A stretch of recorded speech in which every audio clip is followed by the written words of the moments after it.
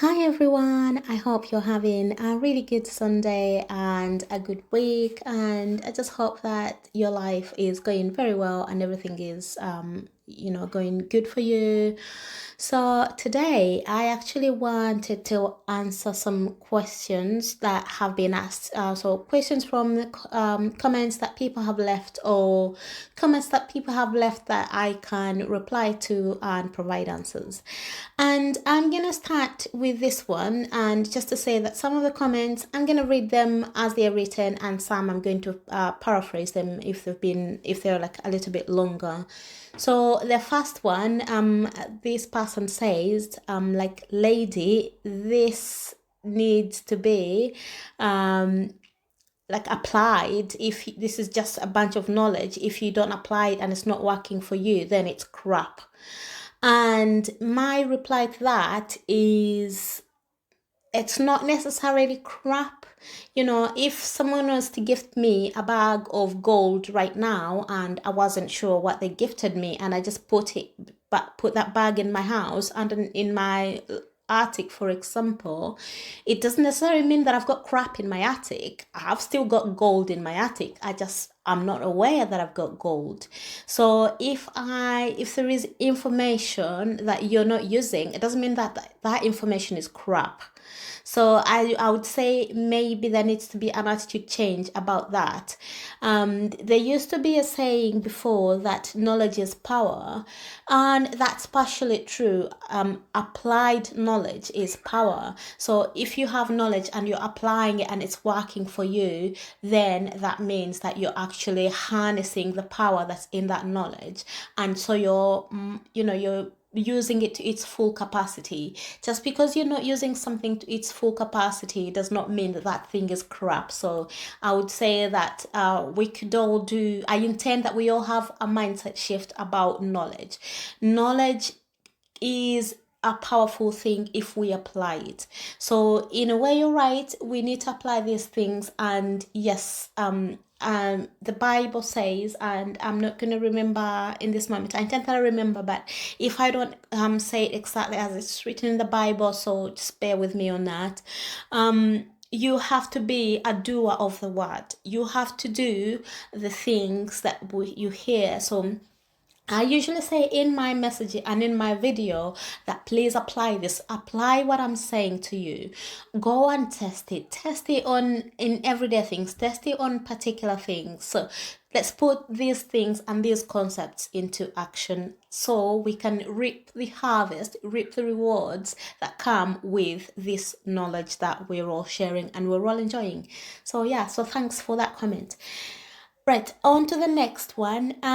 Someone commented and said that just desiring something can be, can create like a state of lack. And this person said that, lots of coaches are saying that thinking about something is going to create lack. And, how can I, have the desire if actually that creates lack? Again, partially true, because if you think about something and never take action on it, then yeah, that just creates a state of lack. But also sometimes we can think about something from the state of lack. So they desire state that I talk about, Napoleon Hill talked about having a burning desire. And when I talk about desire, this is where I'm coming from, having something become a burning desire in you. And that state actually emotionally and spiritually is putting you in proximity of the dream that you want. So if you have a burning desire to achieve something, maybe get a degree, maybe become a dentist or a dental nurse or a plumber or something, and then you're taking the action to go and check out the different schools and get some brochures and get some information and finding out how much it costs, finding out if there is a scholarship to do it, then that is a wonderful state to be in. Because sometimes being in that state, and guys, I'm gonna say, don't be afraid of lack, don't be afraid of lacking something, because the state of lack is actually a powerful state to be in when you want to manifest something, when you really want to get something, because sometimes lacking something can propel you. It's like fuel for a jet engine, can propel you to actually go for the thing that you want. I remember when I was a couple of years ago, when I was manifesting a living situation that I really wanted. At the time, I was in so much lack. I was living in condition where I didn't like my living situation. I did a video on it recently. I'm gonna link it below, about how I manifested my current house. So how it all started, when I started having the desire, I really disliked where I was, and that lack of a good living situation, a good home, good house, was actually like such fuel for me to literally go all in, all full throttle going to what I really wanted. And so don't be afraid of a lot of coaches will say, yeah, you're in a state of lack, and they might be right, depending on, I'm not putting anyone down or judging anyone. I don't have the full context of what the person was saying about coaches saying you're in a state of lack. And yes, they might be right that you need to shift, and you need to have your desire different. You need to come at it from a different angle, not from an angle of the lack of I will never have it, but from an angle of I don't have it and I want it, and I'm gonna get it, and it's mine, and I'm gonna embrace the fact that it's meant for me. So I'm gonna share a story. There is a story before about desire. It's from when Michigan State wanted to win the Rose Bowl, and this at this point, when their coach really wanted them to win, they hadn't won the Rose Bowl, or they hadn't even been to the Rose Bowl in 26 years. So the coach was faced with these facts. These were real facts. They literally hadn't been to the Rose Bowl in 26 years. And so he decided, he was like, do you know what, it would be a good idea if we went to the Rose Bowl this year. So I believe the story was that he was on vacation with his family, and then he decided to, as a tourist, enter the Rose Bowl and, just touch the dream. So he had the desire, and he took the physical action of going there. And we can say he touched the dream by just being in the proximity of it. And so, he then went in, and I think he emotionalized the dream. The desire that he had was emotionalized by just stepping into that stadium. And he then decided that he was going to encourage and motivate his team to go for the Rose Bowl. And he went back home and said, look, we can do it. We can get to the Rose Bowl this year. This is our year. We can do it. And he motivated them to, that year was like such a good year for them. They ended up winning the favorites, who are Stanford University at that time. They beat them and they won the Rose Bowl. So being in a state of desire and knowing what you want, and just thinking about it constantly, and not letting yourself disqualify yourself, or not letting circumstances, the coach could have looked at the facts at this time and thought, yeah, we've not won it in 26 years. We've absolutely failed every single time for 26 years. Those were facts. But he ignored those facts and decided to just keep thinking about the dream that he wanted, which was to get to the Rose Bowl, to win the Rose Bowl, to, take his team there. And he saw himself, he saw them there. He touched the dream through his desire. So all this to say, don't be afraid of having the desire. Don't be afraid of thinking about the thing you want constantly. By thinking about it constantly and keeping it alive and emotionalizing it in your mind, you're actually touching it.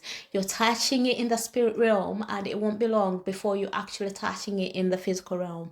So yeah, embrace your desires. And if you're in a state where it's bringing up lack, just know that that is just the first stage for you to get what you want. If you're feeling the lack of it, it is a stage, it is a first stage. So don't disqualify yourself. You then in a state of hope, and you're moving towards it, and you keep working until you're literally in a state of faith, and you're emotionalizing it, and it won't be long, and you will absolutely have your desire. So the last one that I'm gonna touch on is a comment where someone said, you're parroting someone else's information. So this is on a chapter that I've read, and someone has commented and said, you're parroting someone else's information. What are you doing out here? How can you be sharing this? You're sharing someone else's information. This is not even your own information. 100%. On that particular video, I actually credited the author that I was reading. So yeah, thanks for pointing out the obvious. And I will do a lot more books, just to say. I will have something like Sharon's book club, and I will read a lot more books. If I find some information that I think is absolutely wonderful, I will share it with the world. Books are some of the things that have absolutely changed my life. On majority of the things, the information, the material that has changed my life came from books. So I'm really, really passionate about books, and I will be sharing them when I find them. So if you don't like books and you don't like me reading other people's work, then I would say watch something else or find someone else to watch. You don't have to watch my channel. There's hundreds and thousands and millions of coaches out there. Just find someone else that resonates with you. So and this person came from Ate in a state of saying you cannot be doing this by sharing other people's work. You should talk about your own life and your own things and how you've applied this and it's working for you. And all I'm gonna say is there are several other videos on my channel where I talk about what I've manifested and how I have done it. So there is several examples to choose from. And I'm gonna say one more thing to that. I understand that this person was actually the one that was parroting other people. So he is commenting, it's been around other coaches, putting people down for, putting other coaches down, and for how they are delivering information and all that jazz.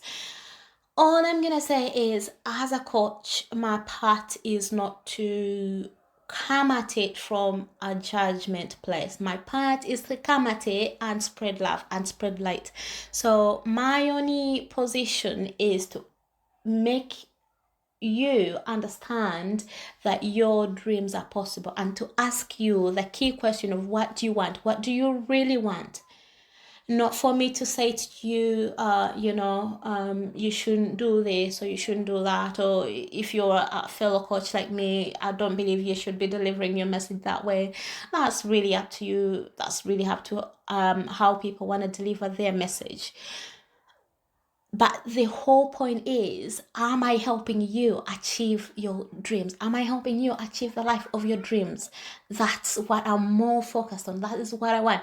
If I share something, it's to help us all achieve our dreams. It's to help us all expand our consciousness. It's to help us all grow and just keep expanding awareness into the infinite beings that we truly are.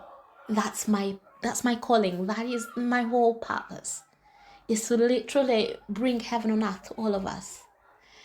And if you enjoy doing full moon ritual, half moon ritual, new moon ritual, if you enjoy licking a toad, if you enjoy lighting abundance candles while you meditate and do your intentions, it doesn't matter to me. If you enjoy blessing your water and drinking water and thinking that helps you manifest, well, that's your prerogative.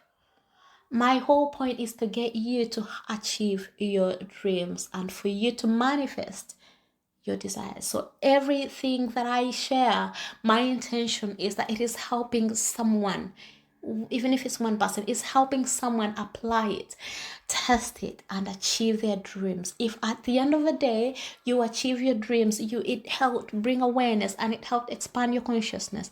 That's my whole point. So whether I share something from my own life or from someone else's life, whether I share a success story that someone sent me, whether I share an excerpt from a book, whether I share a quote from the Bible, it's all meant to lead us to one thing: expanding our consciousness, expanding our awareness, being our best selves, manifesting the life of our dreams, manifesting our goals, knowing that we're infinite beings and living that way, and moving away from that state that most of us have, as a conscious as conscious beings, as a collective. I'm talking about the whole race, the whole human race, moving us forward from what we've come from, of just being dependent on the outside, being dependent on some outer power out there, knowing that the power is within us and living our lives that way. That is my main focus.